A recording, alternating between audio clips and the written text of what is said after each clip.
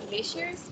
We have three panelists and a moderator, Sahar, who's going to introduce them shortly. Before we begin, can I request everyone to keep your videos off and your mics on mute so that our internet speed is preserved and this can run smoothly.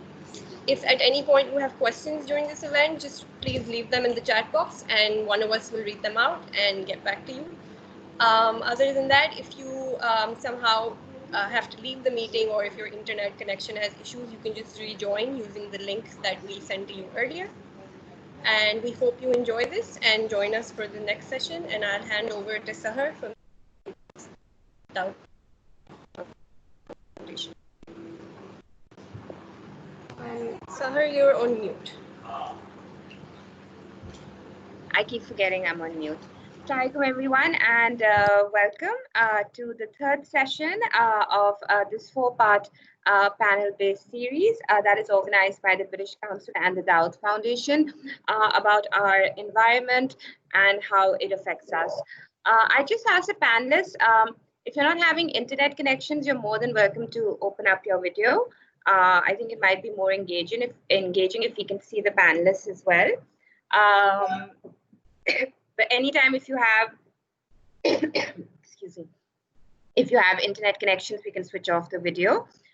Thank you so much for joining us. I'll just give a quick introduction. Dr. Uzma Khan has joined us, who is a wildlife biologist, who's currently heading the Global River Dolphin Initiative of WWF. Along with other environment consulting assignments, she specializes in endangered species management and has more than 18 years of field experience and of field conservation and research experience. Dr. Babar Khan, who's the director, conservation regional head of Sindh and Balochistan for WWF Nature Pakistan. Dr. Babar Khan has worked in different leading international organizations, such as the ICI, MOD, FAO, IUCN, and WWF for over 18 years, focusing on national resource management and biodiversity conservation. Currently, he's heading the Sindh Balochistan program of WWF for Nature Pakistan. And before taking charge of the coastal program, he worked in the mountains of Pakistan and for over 10 years, closely with the government of Gilgit-Baltistan, AKDN, and other NGOs and local communities on biodiversity conservation, protected area management, climate change, adaptation in water, agriculture and disaster, renewable energy, and different livelihoods. He also received the Presidential Award, which was given by the President of the Government of Pakistan in 2000. And finally, we have Abdullah Khan, who's the founder and director of ABD. Abdullah Khan is a producer and director of factual documentaries. His journey to visual storytelling started as a part-time wildlife photographer, but after graduation, the part-time photography turned into a career, and since then he has worked as a science communicator with Pakistan Wildlife Foundation, a cameraman for Walkabout Films, and director of photography at Woodnote Films. Welcome everyone, and thank you so much for joining us today. Did we lose Dr. Babar Khan, or is he still here? Just want to make sure. I think we might have gotten disconnected. Anyways, thank you so much, Abdullah Khan and Dr. Uzma, for joining us today. I just want to tell our viewers that, again, this is our third session, and we'll be talking about the wildlife around glaciers and also just in general wildlife and what impact they have on our ecosystem. But, you know, to make this session more interesting and more engaging, your participation is quite necessary. So anytime, please, you know, you can write your questions down in the comment section, and I'll be taking all your questions as well. So in that way, you know, we can, this session is really what you make out of it. So I would ask the audience to please, whatever questions you have, please note them down in the comment section. I just want to start with a little bit about glaciers. I'm really sorry to interrupt, Sahar. Can all the attendees who are not only the panelists are allowed to leave their video open. Sir, I think you've signed in with the name Marcom Webinar. Can you kindly turn your video off so that we can preserve bandwidth for everyone? Thank you so much. Thank you. Thank you, Sahar. Please continue. Yeah.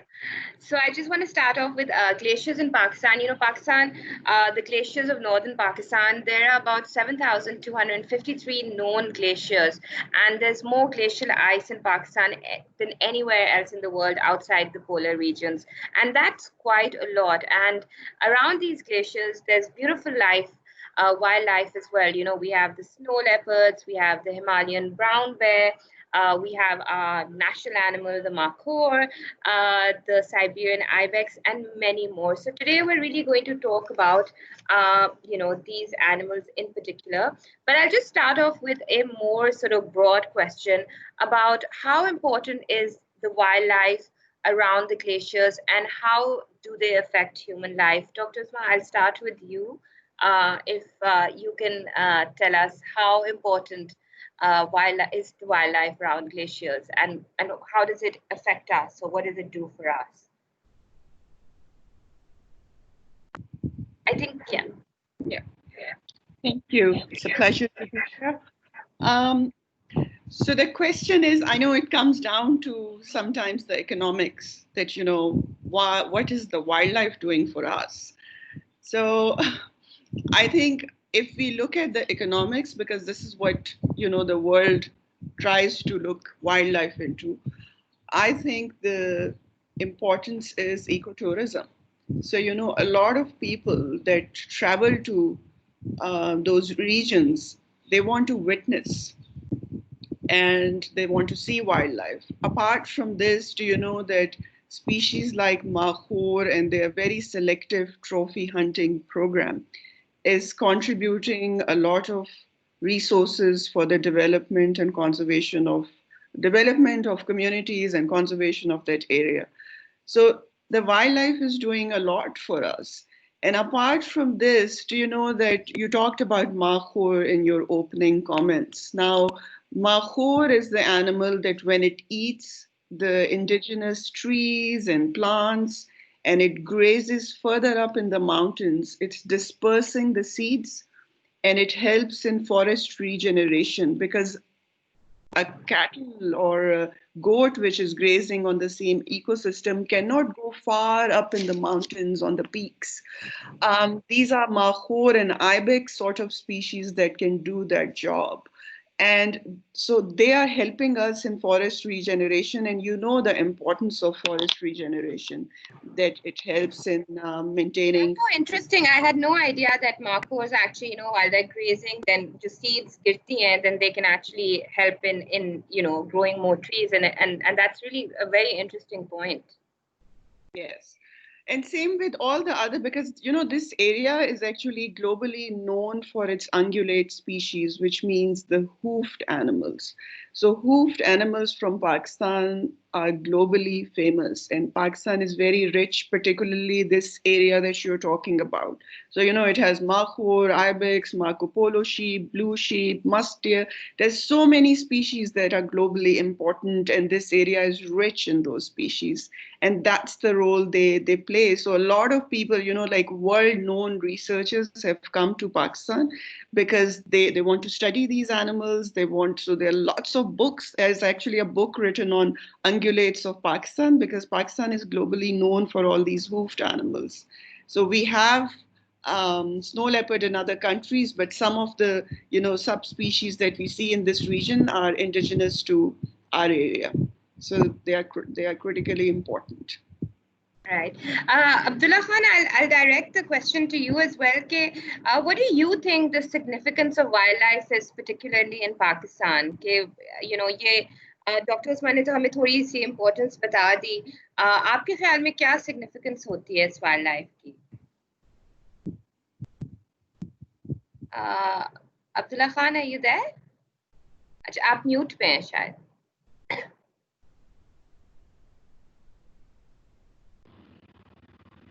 Sorry, just like you, I also keep forgetting that I'm on mute. Sorry. Can you hear me now? Gigi, I can hear you. All right. So, the wildlife itself is actually pretty imperative to our own existence, basically. I give you an example, like wolves are something that are viewed as devil throughout the world, throughout history. They've been exterminated throughout their ranges globally. So similar was the case in Yellowstone National Park in America, in USA, and they were completely wiped out from Yellowstone National Park.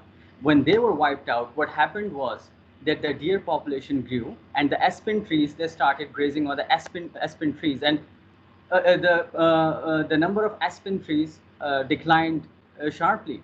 So, and those aspen trees provided nesting sites to birds, and also it provided the wood to beavers on which they build their dams. And when beavers build dams, they actually direct or the course of the rivers itself.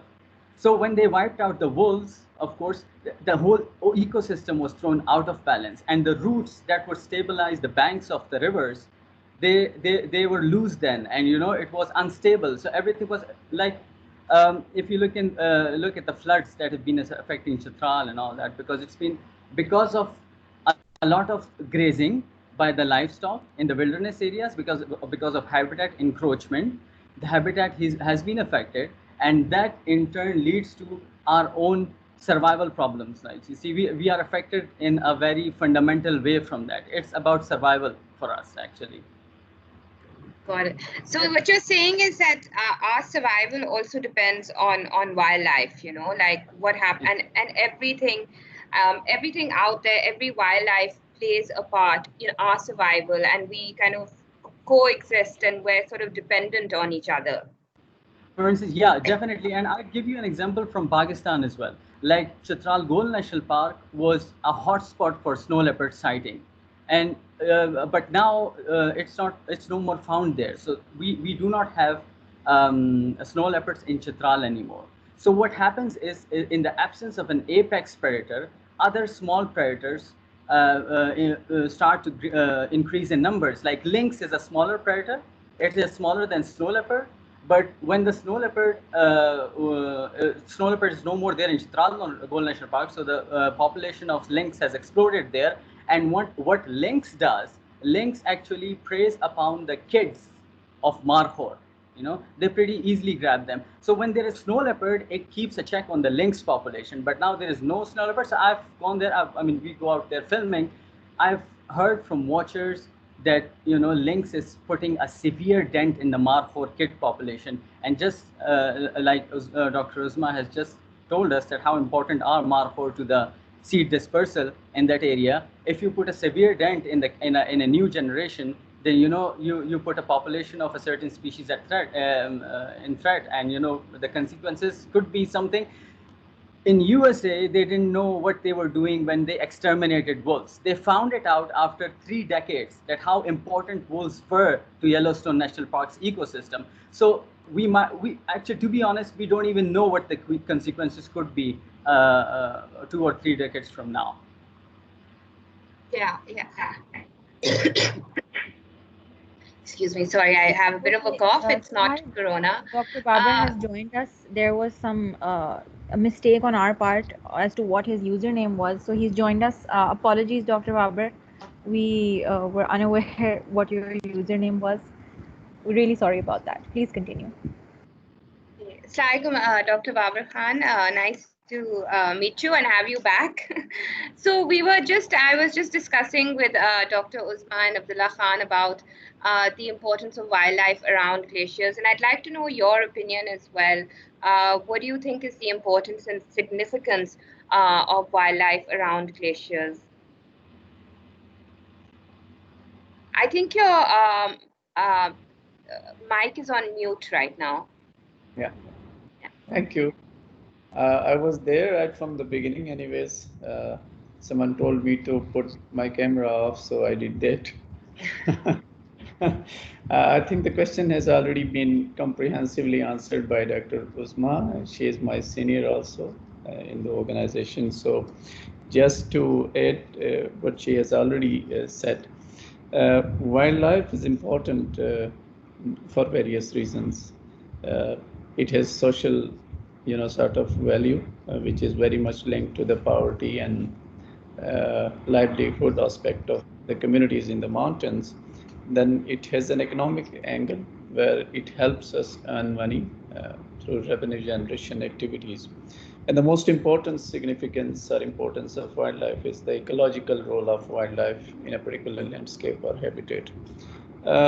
Pakistan, rightly mentioned by Uzma, is rich in wildlife resources, particularly the mammalian fauna. One of the species which we call the keystone species in some areas, but flagship species more often, is the snow leopard. Snow leopard is normally called as the doctor of pastures. The word doctor of pastures. Sorry, what was it? Doctor of pastures. Okay. You may probably know that pastures are high altitude or alpine grazing lands where most of the wild herbivores used to live, and this snow leopard, being at the top of the food chain, maintains the health of these very critical and important habitats. If the snow leopard is not there, obviously the grasses growing there under very sort of limited situations, very sort of short seasons and other limiting factors may degrade the entire pasture land and habitats, which can then cause flooding and severe erosion there. So that's why snow leopards are called the doctors of pastures. They really help the ecological health of the ecosystems. In terms of tourism and ecotourism, some of the ungulate species are being hunted in Pakistan as part of the community-based trophy hunting program, which also help them earn money. And you may probably know that some of the viewers also, 80% of this trophy hunting revenue goes directly to the community development. This is an important aspect of wildlife sustainable use in Pakistan. So apart from that, wildlife is actually an important part of the entire ecosystem. If any of the components of the ecosystem is not there, obviously the entire ecosystem doesn't function well. And that may have its own implications for the humanity as a whole, both for the upstream as well as downstream communities. Thank you, Dr. Dawood Khan. Dr. Uzma, I just want to ask you, you addressed how important Markhor is in the landscape of Pakistan. Can I just ask you how maybe the climate change is affecting the wildlife now? I think, yeah, please go ahead, Dr. Babu. Although there is no strong evidence of direct impact of melting glaciers on the wildlife, but obviously, since many of the wildlife species share the area where glaciers are already there, like the snow leopard and its prey species. Many of them are ungulates, but others are also included. When the climate change impacts the glacial system in terms of changes in temperature and precipitation, that obviously affects the habitats just in the surrounding of these glaciers. So say if the temperature rises like it has been for the last 1 decade almost up in the mountains of Pakistan, where we have seen a drastic change in the temperature and precipitation as well. And because of these changes, the habitat gets shrink and degraded severely, sometimes because of erratic melting and flooding of the flooding in the area, and sometimes because of prolonged droughts, which both affect the habitats for these wildlife species. For instance, snow leopard, which prefer to live just along the snow line in the mountains, is very much, known as an indicator species of the mountain ecosystem. When the climate, in terms of temperature and precipitation changes, the space for this species and its prey species got affected severely. and they sometimes move to other places, which we call dispersal, or sometimes migration. But both of these phenomena increase the interaction of these particular species with the herders and farmers living in those areas.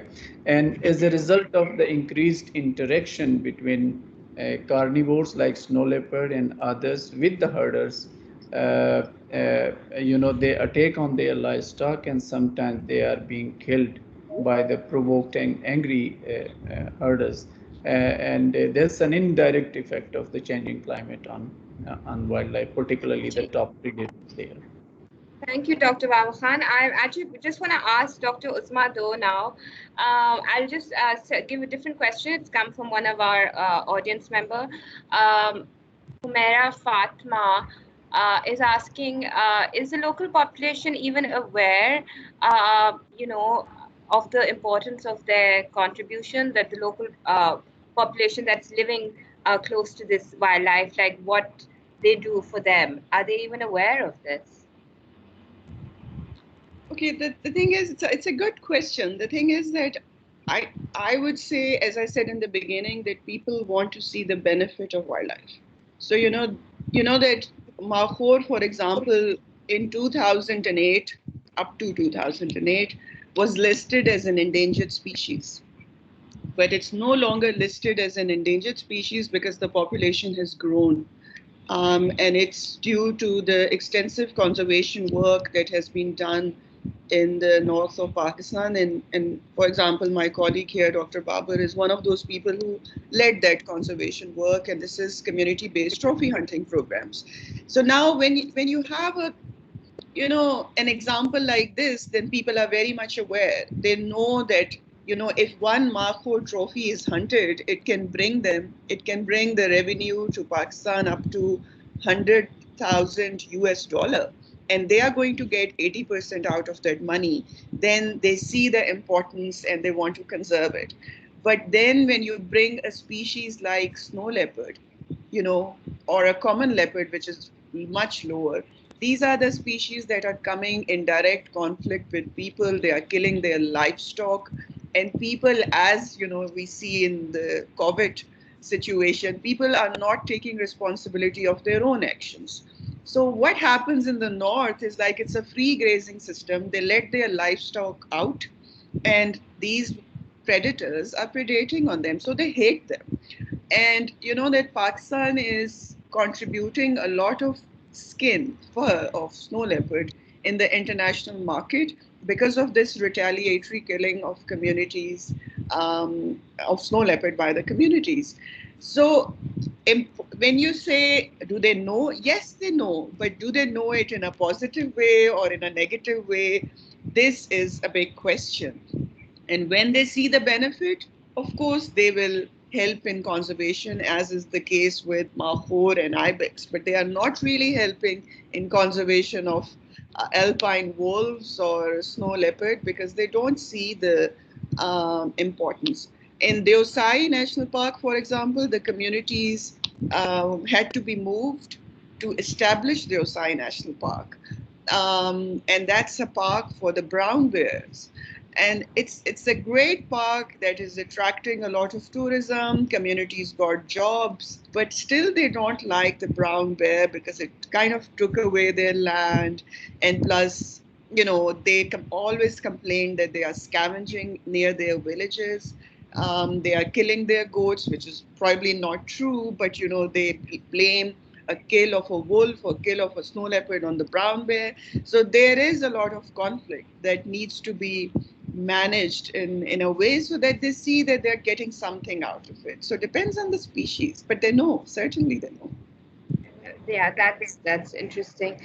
Sometimes I wonder why humans think that they're the only ones who deserve to be on this planet. I mean, the animals have as much of a right to be here and exist as we do as well. So it's very interesting subject. Abdullah, and I just want to ask you though, and this is again from Saif Khan, about the state of snow leopard conservation in Pakistan, and how does it compare in respect to other South Asian countries? Do you think there's enough being done in order to protect the snow leopard?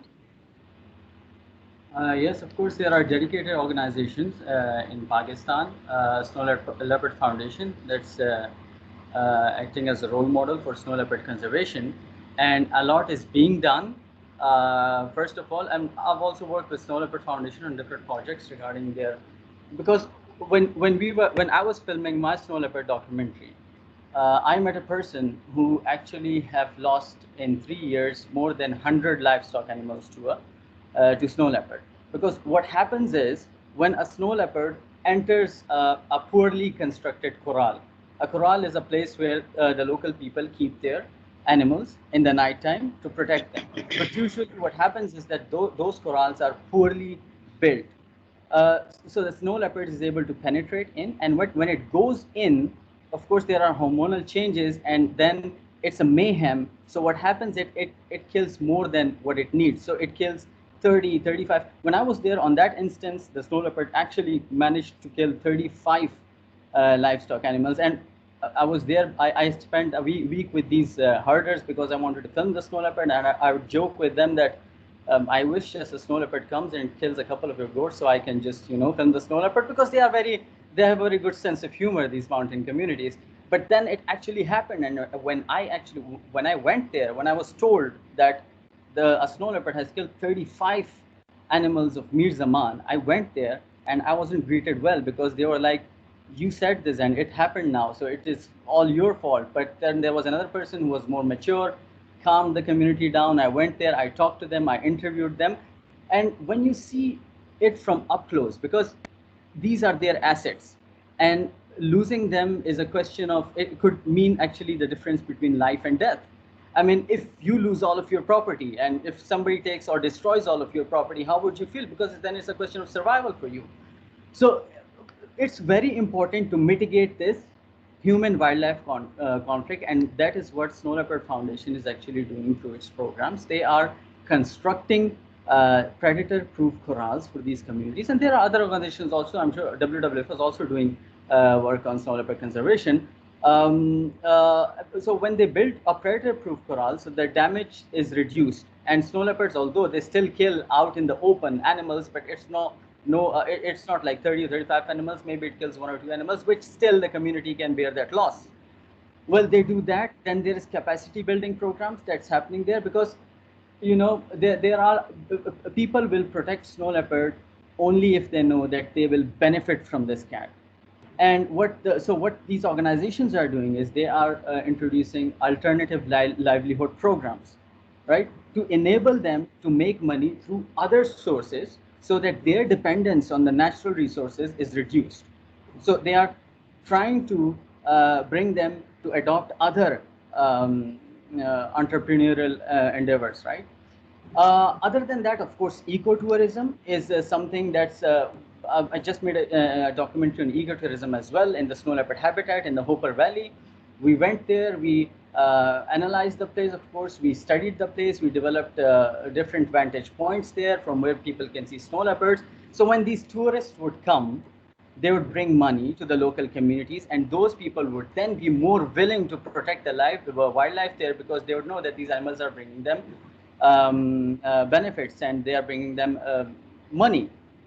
So yeah, work is being done regarding snow. And other than that, of course, it's been studied also extensively. There was one question when the previous question where you asked that what is the impact of climate change on snow leopards or on the wildlife, which is very interesting, because my wife is also an assistant director in the Ministry of Climate Change. She's just done with her thesis. I mean, she presented it this morning, and there were some stark findings there. I mean, they found a common leopard in Pasu. Would you believe it? They found a common leopard in Pasu, which is unbelievable, because in a camera trap they found a picture. They got a picture of the leopard in Pasu, which is unbelievable, because it's a territory which has been historically a place where snow leopards live.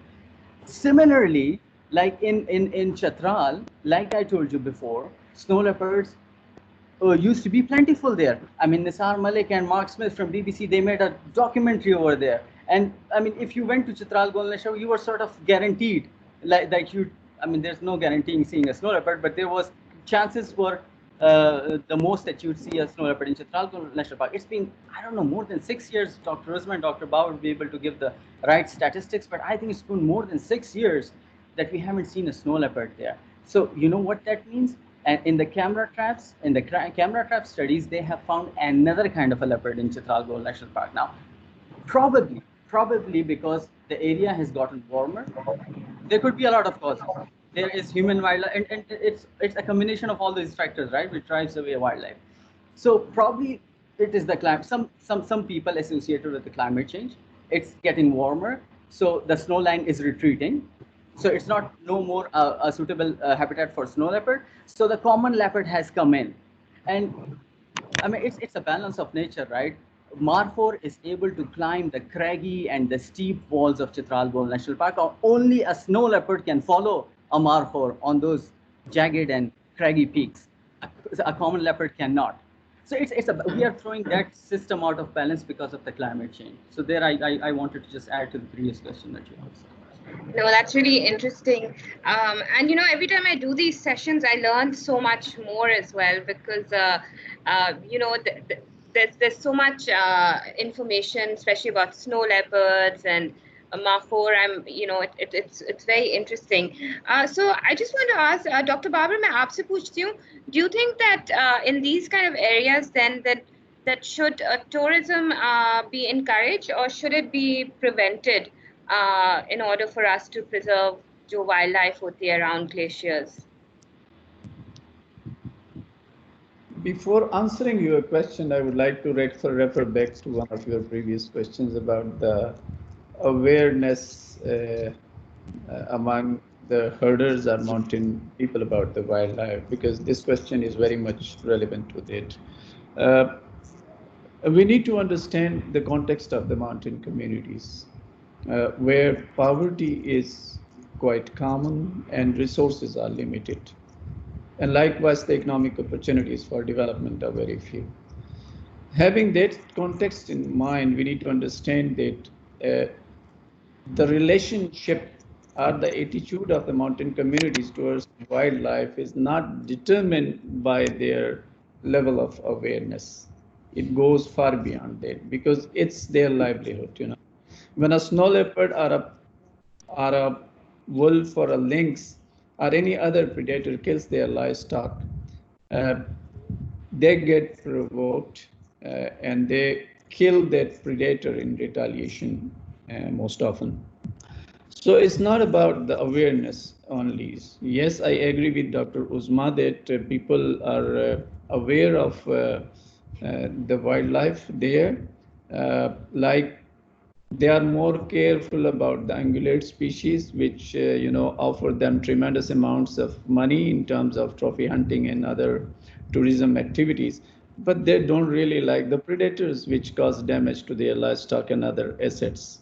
Similarly, the black bears in parts of southern parts of Gilgit-Baltistan, particularly where forest is quite rich, they damage their crops, so they retaliate and often kill the predators. Now coming to your question of whether we should promote tourism or not, my answer as a conservationist would be, yeah, we need to promote ecotourism. Ecotourism in a sense that the tourism without putting a negative footprint on the environment. That could be one of the solutions and one of the strategies to really help get benefit by the people from wildlife resources in the area. Otherwise, uncontrolled and free tourism can really cause a havoc there. We have been seeing it during the last couple of years, particularly after 2010, where is a boom in the domestic tourism up in the mountain areas. And the litter that has been created during the tourist season there is just a disaster. The land is very limited there. Less than 2% is cultivable land, and hardly 1% is cultivated actually. So don't know where the trash will go. In majority of the cases, this trash goes into the streams and then rivers and is brought downstreams further into Gilgit River and further downstream. So to avoid, a sort of negative impact of tourism on the fragile. This environment is really fragile in terms of its ecology and environment. So to avoid that type of a negative footprint on the fragile ecosystem, we need to have certain measures to restrict genre tourism, but at the same time understanding that the area being remote, rugged and poor needs some economic incentives and economic development opportunities which can be ensured through promotion of proper tourism, sustainable tourism, and ecotourism. So, Dr. Uzma, just leading with that, how do we educate people about ecotourism, and how do we keep checks and balances about that? Is that even possible here right now? It is possible. I think one of the things that we can do is to build something in the curriculum. I think it's extremely critical. Like WWF has been talking a lot about it, that we should have district level environmental booklets, so people understand their own community. They know what we have within their area where they live. And this sort of sensitization is important from early on. And we can do this with, from school programs. So we do have programs where we engage people in, engage students in various activities, but, the outreach is not so massive that it would reach the communities. And it's only possible if it's integrated into the curriculum, which is more widely used. So I think we undermine the importance, and it has to be done at that sensitive age when you understand and you are more flexible and you are more creative. So I think it's very important. But a few things that I want to add, just going back to the discussion we were having earlier. There is niche overlap between common leopard and snow leopard. It's just that it hasn't been studied in Pakistan that well. So, the findings that Abdullah was mentioning, it's very important. This has been established in other countries. For example, Sagarmatha National Park in Nepal, they have niche overlap of snow leopard and common leopard. WWF also got a common leopard on a camera trap in Chitral, so which was also something new, but probably it existed much before. It's just that use of camera trap is not something which has been going on extensively historically. With community education, one of the things which is important is that there are a lot of losses, probably more than the losses incurred by a snow leopard, because of different diseases. So, they don't understand. If you talk to communities, they would say, oh, we give water to their livestock. We give that in the morning. Or they'll say, oh, we give once a day, we water our livestock in the evening. They don't understand the importance of just keeping hydrated. So let alone the importance of vaccination and the outreach of veterinary facility amongst communities in really remote areas. So the losses because of diseases of in livestock is probably much higher than because of the predators. It's just that we need to assess it. There have been programs to cater to this, but it needs to be more extensive at community level from the government. Another point is I would like, and I'm sure other colleagues can also contribute to this, is Karakoram anomaly, which is that probably in other areas in the Himalayas, Karakoram, Hindu Kush, probably we are witnessing melting of glaciers at a rapid rate. But in Pakistan, the way Karakoram is positioned, we have seen that either the glaciers in Karakoram are stable or they are increasing. And this is referred as Karakoram anomaly. So there was a paper that was published a couple of years ago which talked about that probably in Pakistan, the habitat of snow leopard will be more resilient to climatic changes compared to other countries in this region. So we are positioned in a very strategic location that way. And I think it puts a lot more responsibility on us for the conservation of the snow leopard because we'll have habitat which is more resilient and probably would stay there forever, inshallah. So, yeah. Well, that's really interesting. What you're saying is, even with climate change, what we're seeing is that they're positioned in such a way that they're not switching positions, or actually the glaciers are not melting at such a fast pace. That's what you're saying, right? Karakoram glaciers. Yeah. Yes. That's really interesting to know, because I know that we keep talking about melting glaciers and how much of a problem it can be. So this is really refreshing to hear. Can I just ask, Abdullah Khan, you wanted to share a video as well? Is that?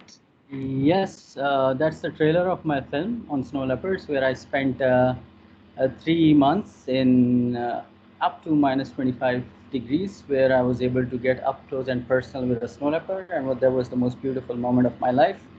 Oh, wow. I hope my wife doesn't hear me there downstairs, but yes, that was the most beautiful moment of my life. And yeah, I think I gave the trailer to you, or I shared. Yeah, I will ask Nabiha to just play that if possible.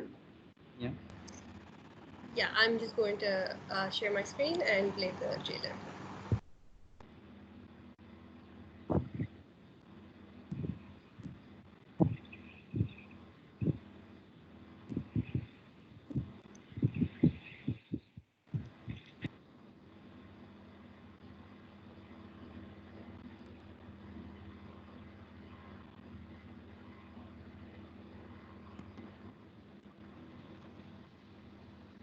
This is the Karakoram mountain range of northern Pakistan. We can't see it. Can anyone else see it? The greatest concentration of high mountains in the world. Can't see it either. No, I we can only can't. hear it. Nope.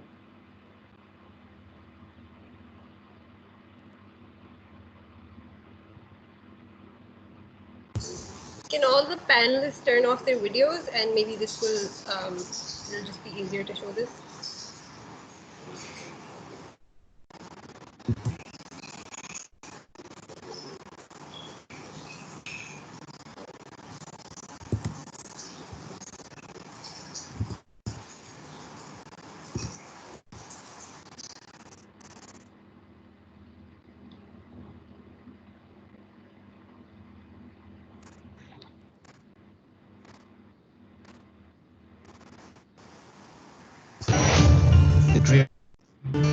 This towering mountains. I can't see the video. I can only hear it.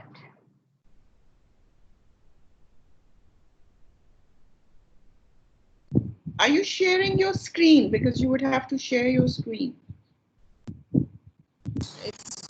I am. It's just I think it's an internet issue. Sakina, can you try? Maybe it'll work for you. Sure, let me try.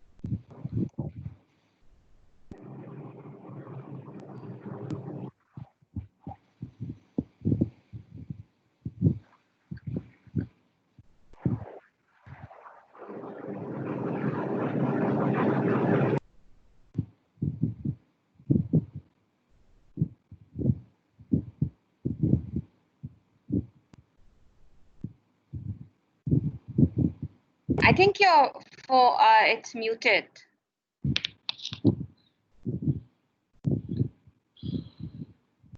It shouldn't have any effect if I'm sharing my screen. Can you see the video then?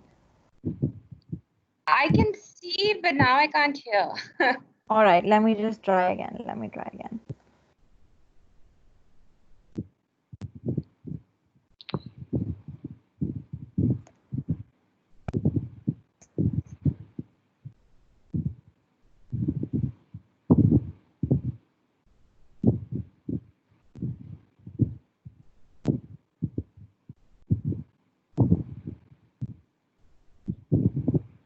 I still can't hear it.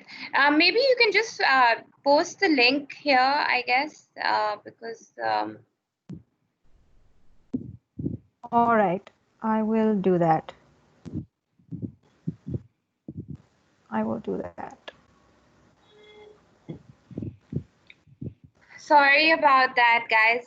We were trying to get the documentary, but we'll post the link so you guys can watch it after the session or whenever you want to.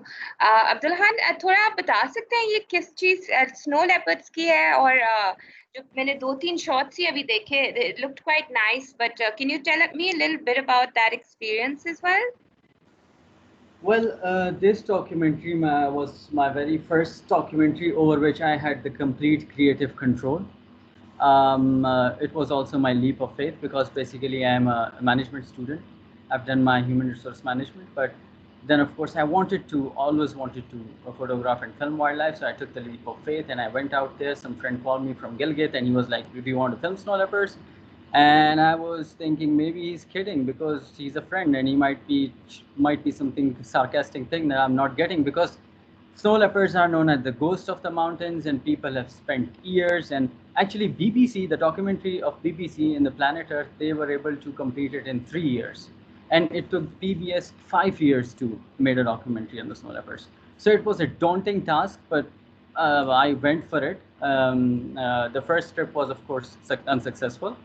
We returned pretty disappointed, but we went again there, and in the December, which was the right time to see snow leopards, because when it snows, snow leopard, although the name says snow leopard, but it actually doesn't really like snow.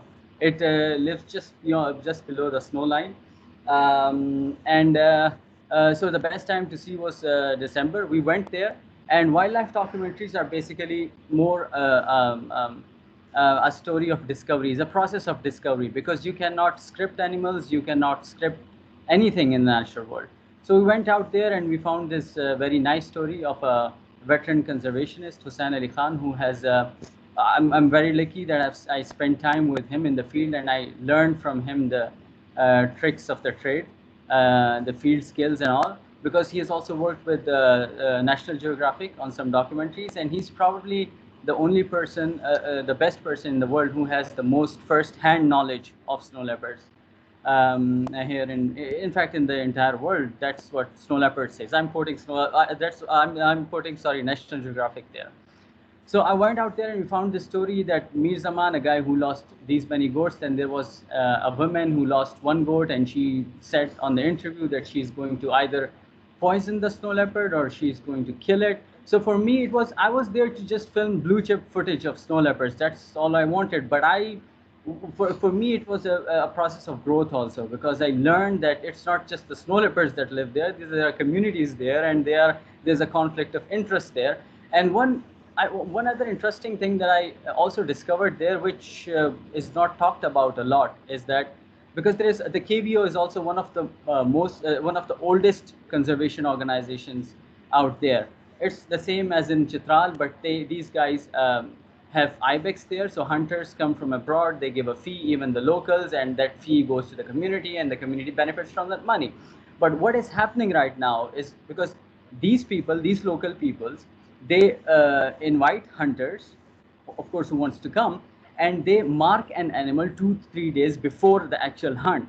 But what is happening there in Punjab, in the KVO, is that snow leopard comes and it disturbs the animals, the ibex. It hunts on ibex. So it's a conflict of interest now. Snow leopards versus the KVO community. And we have actually an interview where he says that snow leopards is of no use to us because it is killing ibex. Like Dr. Babar mentioned it before, that they don't like the predators, although they like the animals that bring them money, but they don't like the snow leopards there. So there was also a process for discovery, a process of discovery for me through this documentary, which is interesting and still needs to be resolved. They want snow leopards to be trophy hunted also, but I'm no expert there, so I leave it to the doctors and the conservationists. But we as filmmakers explore, we bring forward questions, we present it to the conservationists, and that's what I've done through this documentary. I've tried to do with this documentary. So I think maybe we can watch the promo now, if that's what we're doing. Yeah. This is the Karakoram mountain range of northern Pakistan,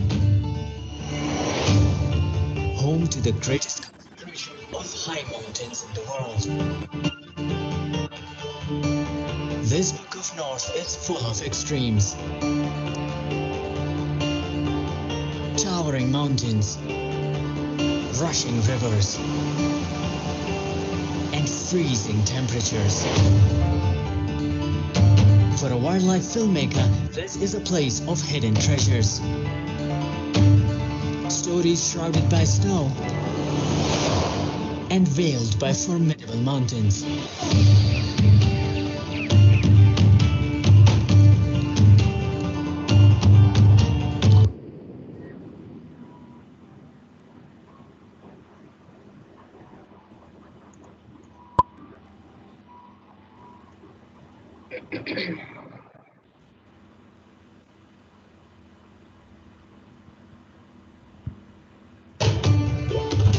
Creatures living here have adapted to the cold and arid world of thin air. Human life is greatly influenced by the elements. For survival, they depend to a great extent on their livestock. An asset equally prized by the phantom of these mountains, the snow leopard.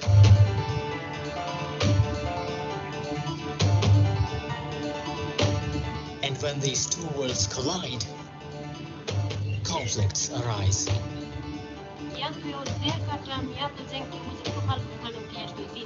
In a quest to film this elusive cat, we are tested to our limits.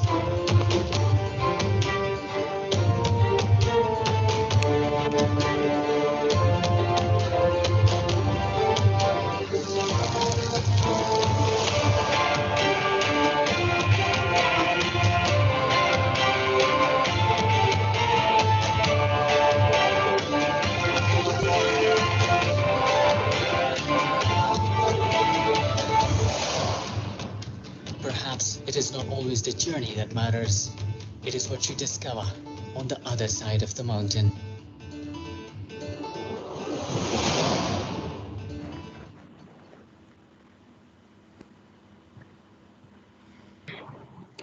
Well, that was really interesting. If you can also post the link कि अगर देखनी हो क्योंकि वो थोड़ी रुक के आ रही थी तो अगर वो link भी हो जाए then we can actually watch it ourselves as well. That would be great. We just have about 4 minutes left, so I'll just ask one last question, and Dr. Uzma, I'll start with you. You know, I want to just ask, how can we, in our individual capacity, contribute towards the conservation of wildlife? What can we do as individuals? What steps can we take? Okay, conservation or contributing to it is a behavioral change. So, you know, it's, I just feel that, you know, being a conservationist, my everyday life, it has changed, you know. So it's about saving water. It's about, you know, when you are buying clothes, what sort of materials are you buying? How many clothes are you buying? Are they sustainable? So, you know, because even cotton has a huge water footprint, but at least it can be recycled. There's so many things that cannot be recycled. So, you know, it comes down to a behavioral change. We have to be mindful all the time. So a quick answer is that we need to change ourselves. And, you know, these little actions, what are we buying, how we choose things, these are important. So yes, that's the biggest contribution we can. Dr. Babar, what do you think कि हमें क्या करना चाहिए as individuals? हम क्या कर सकते हैं in order to sort of for the conservation of wildlife? How can we protect them as individuals? बड़ा सिंपल सा है मैसेज कि अल्लाह ने जिस चीज़ को जहाँ बनाया है उसे वहीं रहने दें। एक तो हम उसे डिस्टर्ब ना करें, जैसे अगर हम किसी विल्डरनेस एरिया में जाते हैं तो बिल्कुल डॉक्टर उस्मा ने सही कहा कि हमारा एटीट्यूड बड़ा मैटर करता है। हम नेचुरल सेटिंग के अंदर चीज़ों को उसी तरह से रहने दें, तो उसके जो एसोसिएटेड बेनिफिट्स और सर्विसेज हैं वो ह्यूमैनिटी को ब्लेस करती रहेंगी, उससे फ़ायदा होता रहेगा। वाइल्ड लाइफ को अगर मैं 3 मेजर थ्रेट्स की बात कर लूँ तो apart from poaching, habitat degradation और जो ट्रेड है, कंजम्पशन है वाइल्ड लाइफ के, वो बहुत बड़े थ्रेट्स हैं। So as an individual, while buying things, while eating things, while purchasing things for ourselves, for our friends, our families, we should be very careful about the wildlife products, wildlife parts, wildlife specimens, और उनके रहने वाली जगहों की, उनके habitats की हम ख्याल रखें और उन्हें डैमेज न करें ताकि वाइल्ड लाइफ रिसोर्सेज जो हैं वो इंटैक्ट रहें। तो मेरे ख्याल में इन सीटू कंजर्वेशन जैसे नेशनल पार्क्स हैं, बहुत सारे प्रोटेक्टेड एरियाज हैं जहाँ पे मुख्तलिफ़ किस्म के वाइल्ड लाइफ स्पीशीज़ पाई जाती हैं, तो उनको हम अगर वहीं रहने दें, उनके हैबिटेट को ख़राब ना करें, तो उससे सबको, इंसानों को फ़ायदा होता रहेगा। अब्दुल्ला खान, मैं आपसे भी यही क्वेश्चन पूछूंगी कि क्या कर सकते हैं हम individuals? Well, yeah, being from the entertainment industry and from the visual arts, documentary filmmaking, I'd like to see our channels, our government more committed to actually promoting photographers, natural history photographers and filmmakers to produce more. And you see that we have examples of that in Britain. We have Spring Watch every year, and they bring these beautiful stories on their national TV to the audience. So we need to educate them. And of course, video is taking everything by a storm. It's popular on the internet, it's popular on the social media, it's popular on the TV. So we need more commitment on part of our industry, our TV industry, and the government. So if they invest more in the photographers and filmmakers that produce and they bring such fascinating stories to our screens. All right. Thank you so much. I'd just like to thank Dr. Uzma, Dr. Babar, and Abdullah Khan for joining us today. This was a very interesting discussion. I learned a lot. I learned a lot about the markhors. I learned a lot about the snow leopard. I learned a lot about our glaciers as well. So I know that was very interesting for me. I hope our audience enjoyed it too, and I hope you panelists enjoyed this discussion as well. If you guys have any questions, please do write to the Dawood Foundation or British Council, and we'll be sure to address them. Agle hafte isi waqt we'll be back. Our next session and the last one is on pollution.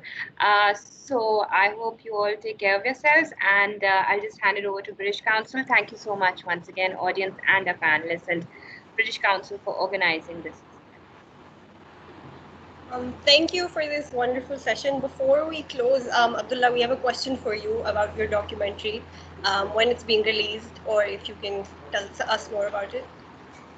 Like I said in my last answer that Sahar asked me, we need promotion, we need funding. We don't have funding for filmmakers here.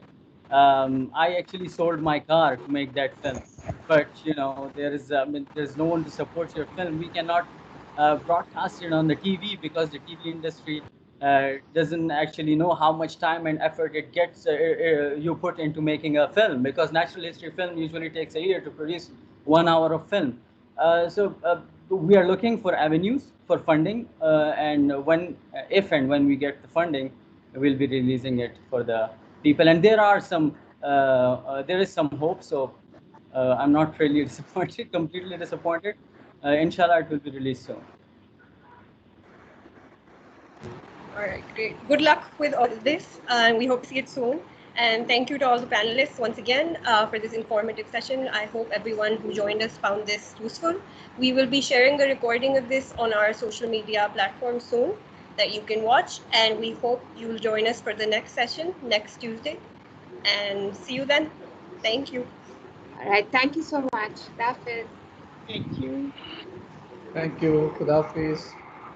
Thank you, sir. Office.